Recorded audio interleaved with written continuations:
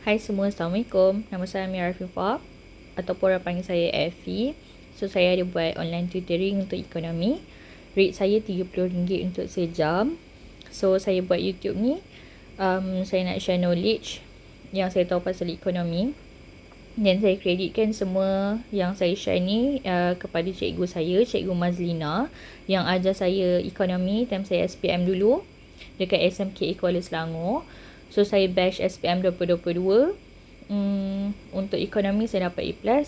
So, saya harap video ni dapat membantu juniors dan student saya sendiri untuk buat revision.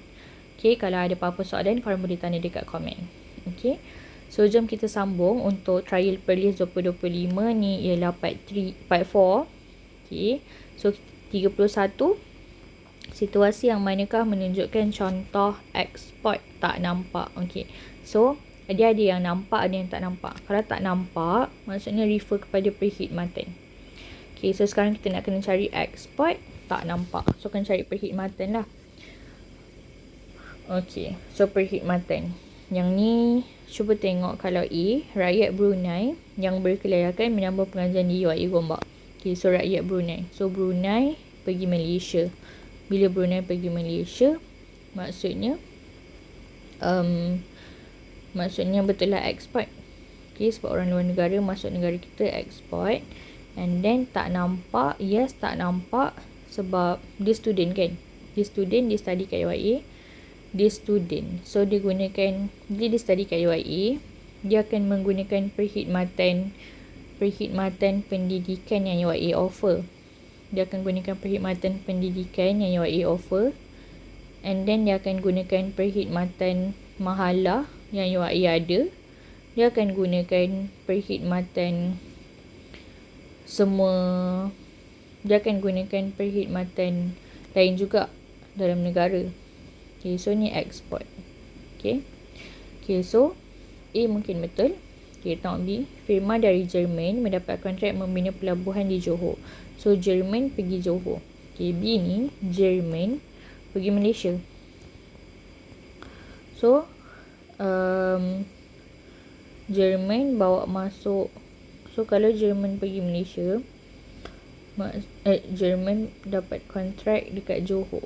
So, orang Johor yang guna servis kat Jerman. Orang Johor guna servis daripada Jerman. So, ni import lah. Okay, so salah. Sebab apa? Sebab orang Johor guna servis daripada Jerman. Okay, dia tak guna local service. Dia guna servis daripada Jerman. So, import. Salah. Okay, C pula. Syarikat Pro 2 membawa masuk alat ganti dari Thailand. So, bawa masuk barang luar lah. Dari Thailand, import lah maksudnya. Pro 2 ambil barang Thailand, import. Okay, D. Petronas cari gali membekalkan minyak mentah ke Jepun. So, Malaysia hantar produk ke Jepun. So, maksudnya import juga. Okay. So, kita nak cari ekspor A. Alright, 32. Situasi yang manakah merujuk kepada permintaan ringgit Malaysia. Okay, so permintaan dengan penawaran ringgit Malaysia ni, one of the topic yang student saya selalu confuse. Dan saya pun faham kenapa korang confuse. Sebab dulu pun saya memang tak faham konsep ni. But it's okay, jom kita tengok. Okay, so sekarang ni permintaan ringgit Malaysia. Permintaan ringgit Malaysia ataupun nak simplekan ni lah permintaan ringgit Malaysia. Permintaan ringgit Malaysia ni refer kepada export. Okay, maksudnya Malaysia export barang. Produk Malaysia dijual ke luar negara. Okay, so ingat je kalau permintaan ringgit Malaysia maksudnya export. Okay, so permintaan ringgit Malaysia maksudnya export. Cari benda yang export kat sini. 32. Cari apa yang export kat sini. Okay, tengok A. SV Electric Malaysia Berhad mendapat bekalan komponen elektrik dari China. So, Malaysia dapat dari China. So, dari China maksudnya kita depend pada China lah. Depend pada China. So, maksudnya kita import. Kita bergantung kat China. So, kita import. Salah. Kita nak cari export sekarang ni. Okay, B. Sebuah syarikat dari Jepun mengimport minyak sawit daripada Fedah Plantation. Ni daripada Malaysia. So, Jepun import minyak sawit daripada Fedah Plantation. Okay, Jepun yang import. So sekarang ni Felda ni, which is company Malaysia, hantar minyak sawit ke Jepun. So ni refer kepada export. Okay, korang kena faham. Soalan ni tricky, 32 ni tricky. Few times juga buat dengan student. Memang tricky. Okay, so kenapa dia tricky? Sebab dia kata dari Jepun mengimport. So Jepun yang import. Okay, so bila Jepun yang import, kitalah pengeksportnya. Okay, Jepun yang import. So kitalah pengeksportnya. So Felda ialah company Malaysia. Dia jual barang dekat Jepun. Okay, so maksudnya ekspor. Kita memang nak cari ekspor pun. So B might be jawapan yang sebenar. Kita tengok C dulu. PT Travel membawa 30 orang warga emas dari Shah Alam menunaikan umrah di Mekah. So orang dari Shah Alam pergi Mekah. So bila orang Malaysia pergi Mekah, so maksudnya import. Sebab orang Malaysia akan gunakan hotel kat Mekah, akan beli makanan dekat Mekah. So tu semua akan menyebabkan import berlaku. So salah lah. Okay, D. Pelancong Malaysia menggunakan perkhidmatan Japan Airlines dari Kuala Lumpur ke Tokyo. Maksudnya Malaysian nak pergi Tokyo. So nak pergi luar negara. So salah. Okay, so 32 D. Okay, next kita dah pergi soalan yang ramai student saya tak suka part ni. But it's okay, saya faham. Tapi part ni sebenarnya okay je. Okay, korang just kena pilih dua-dua side lah. Okay, 33 yang pertama, ekonomi adalah penyesuaian sumber dengan kehendak manusia yang terbatas. Penyesuaian sumber dengan kehendak manusia yang terbatas. Kehendak terbatas ke? Kehendak tak terhad. Konsep dia senang je. 33 yang pertama ni dia tanya pasal takrif. Takrif ni ada 2 poin penting je. Yang pertama dia cakap pasal sumber ekonomi. Sumber ekonomi ataupun nama lain dia faktor pengeluaran ada 4. Nama lain dia faktor pengeluaran. Okey, ada 4. Apa dia yang selalu korang ulang tu? Tanah, buruh, modal, usahawan. Okey. So konsep yang pertama dalam takrif ni, sumber ekonomi terhad. Okey, tanah, buruh, modal, usahawan terhad. Yang kedua konsep dia ialah kehendak manusia tak terhad. Okey, kita ada unlimited wants. Okey, lepas dah dapat apa yang kita nak pergi melain pula. Lepas dah dapat melain, kita nak pergi lagi melain. So memang manusia sifat dia, kehendak dia tak terhad. So konsep untuk takrif ilmu ekonomi ni, korang kena tahu 2 poin ni je. Okay, sebenarnya dalam takrif ilmu ekonomi, surface dia, basic dia, korang kena tahu 2 konsep ni. Yang pertama, sumber ekonomi terhad dan kehendak manusia tak terhad. So 33 yang pertama, dia soalan ni pasal takrif ilmu ekonomi. Dia kata penyesuaian sumber dengan kehendak manusia yang terbatas. Kehendak manusia yang terbatas, dia kata. Kehendak tak terbatas.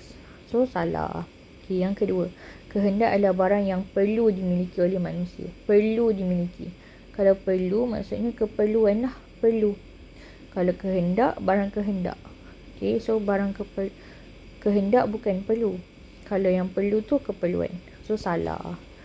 So dua-dua salah, kita pilih D. Okay, tengok 34.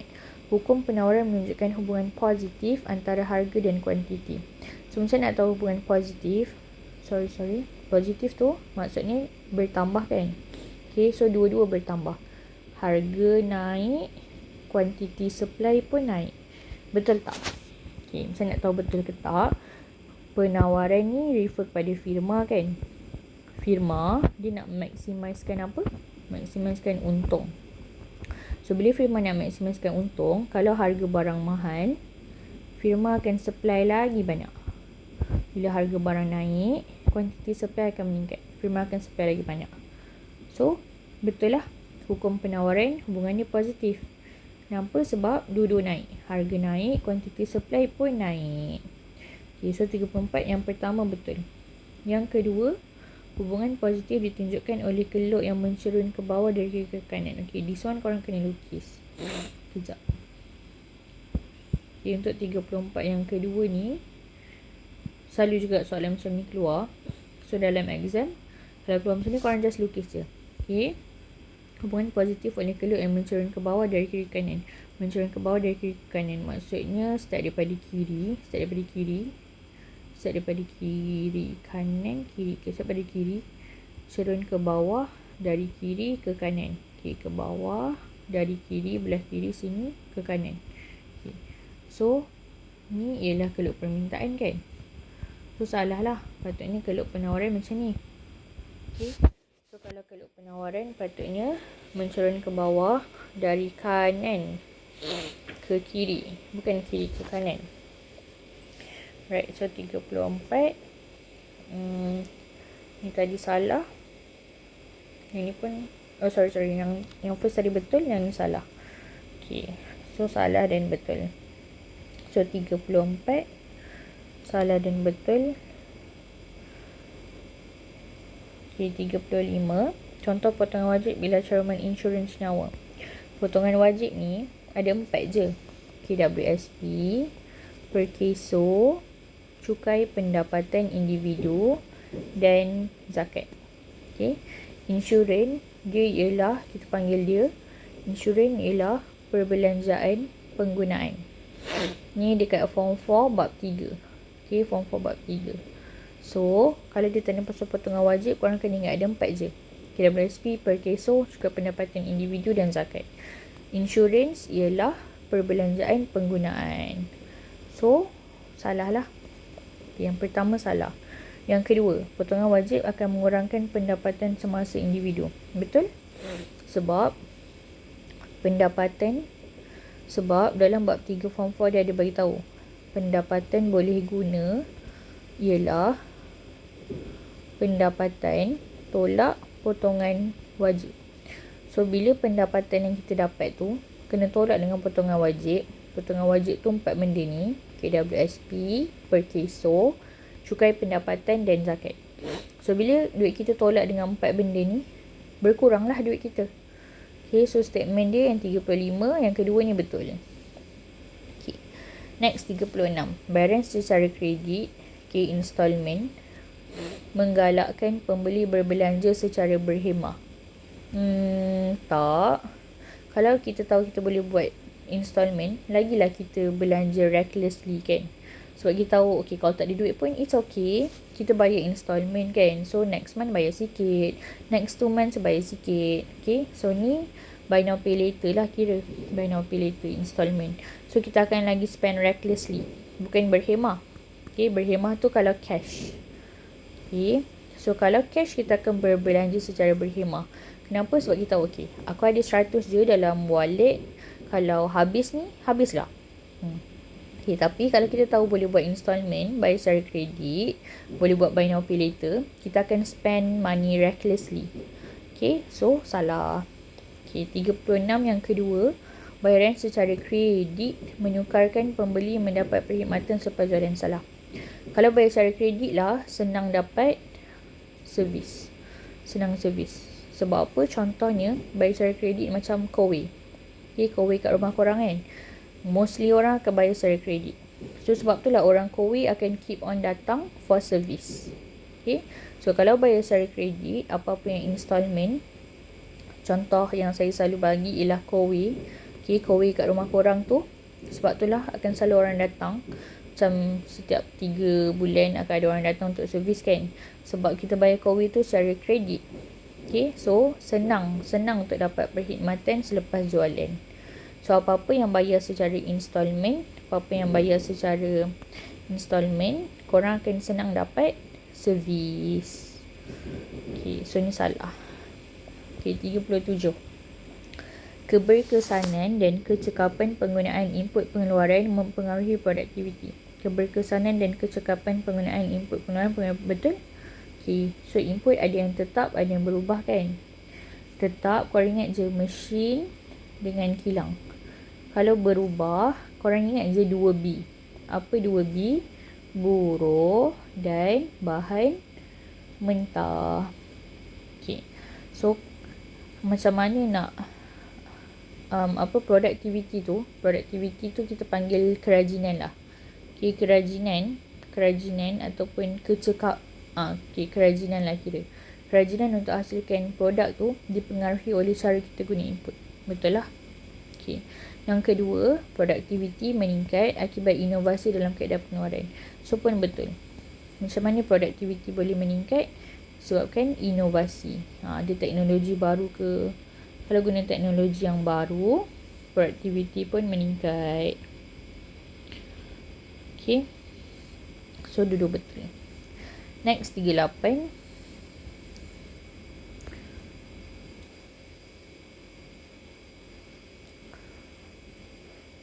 Okay, 38. Inflasi akan menyebabkan peningkatan daya saing barang tempatan di pasaran. Peningkatan daya saing. Maksudnya jadi kompetitif. Ya ke jadi kompetitif? Mestilah tak. Kalau inflasi, harga barang jadi mahal kan? Harga barang jadi mahal. Okay, dia kata pasal barang tempatan di pasaran. So, barang tempatan, katalah, saya suka bagi contoh kereta nasional kita, which is Proton. Okay, Proton ialah produk Malaysia. So, kalau Malaysia mengalami inflasi, apa jadi kat Proton? Harga Proton mahal. Bila Proton mahal, Proton ni jadi less competitive. Compared to Honda dan Toyota.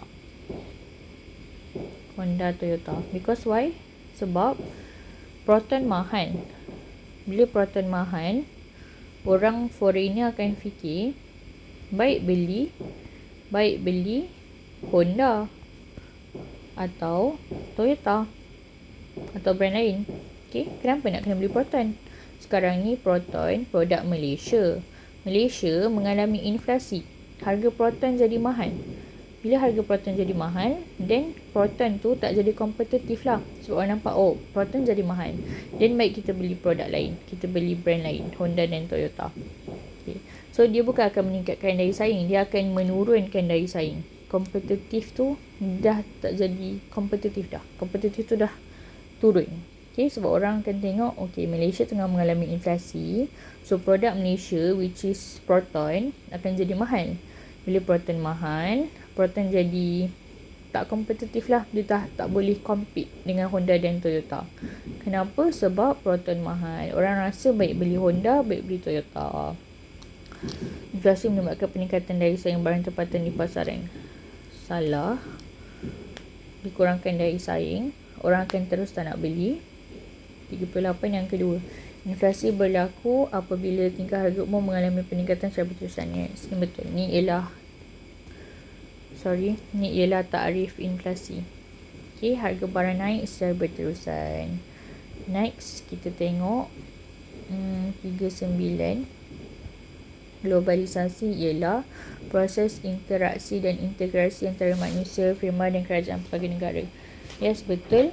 Ini ialah takrif globalisasi. Kejap tengah cari page berapa. Okay, page 120, MS 120. Penggunaan kaedah komunikasi baru merupakan satu ciri globalisasi. Yes, betul. So, ciri globalisasi ada 4. Okay, yang pertama pasaran baru, peserta baru, new buyers, new sellers, kaedah komunikasi baru, dan peraturan, new terms and conditions lah, peraturan and new norm. Okay, so penggunaan kaedah komunikasi baru ialah salah satu ciri globalisasi. Ciri globalisasi ada 4, pasaran baru, peserta baru, kaedah komunikasi baru, peraturan dan norma baru. So, kaedah komunikasi baru ni few times juga keluar ayat ni. Few times. Ni pun selalu keluar, takrif globalisasi ni. Okay, so takrif globalisasi betul, penggunaan kaedah komunikasi baru pun betul. Okay, tengok nombor 40. Kadar pertukaran asing ialah harga mata wang sesebuah negara yang dinyatakan dalam nilai mata wang negara lain. Okay, ni betul. Kadar pertukaran asing ni dekat page di belakang kan. Kadar pertukaran asing. Kadar pertukaran asing. Sure lah page berapa. Kadar pertukaran asing. Okay, dekat page 203. MS 203. Okay. Perubahan kadar pertukaran asing sebuah negara tidak akan mempengaruhi permintaan ke atas ekspor dan import negara. Perubahan kadar pertukaran asing tidak akan mempengaruhi. Salah lah. Mestilah setiap daripada kadar pertukaran asing tu dia akan affect import dan ekspor. Dia surely akan affect. Okay. Sebab kalau kadar pertukaran asing, kalau contoh nilai ringgit Malaysia naik, sebelum nilai ringgit Malaysia naik, maksudnya Malaysia kaya. Bila Malaysia kaya, okay, bila rakyat Malaysia tahu yang nilai ringgit Malaysia tengah naik, Malaysia tengah kaya, apa akan jadi? Rakyat Malaysia akan banyakkan import, banyak beli barang daripada luar negara. Okay, and then diorang akan kurangkan local product. Because why? So, diorang tahu, oh, nilai ringgit Malaysia tengah naik. Maksudnya Malaysia tengah maju. Maksudnya kita nak beli barang daripada luar negara, kita rasa relatively cheaper. Ayat dia sebenarnya relatively cheaper. Secara relatifnya lebih murah. Okay. So, Malaysia akan banyakkan, bila nilai ringgit Malaysia naik, Malaysia akan banyakkan import dan akan kurangkan local. Okay, so ni lah. So, KPA ni, kadar pertukaran asing ni, dia ada opposite effect. Okay. Sebab, kalau nilai ringgit Malaysia naik, supposedly bagus lah kan. Tapi, tengok ni, bila nilai ringgit Malaysia naik, rakyat Malaysia, dia akan lupa diri tau. Malaysia akan lupa diri, akan beli banyak barang import. Okay. Sedangkan kita kan kena support local. Jadi, Malaysia akan beli banyak barang import.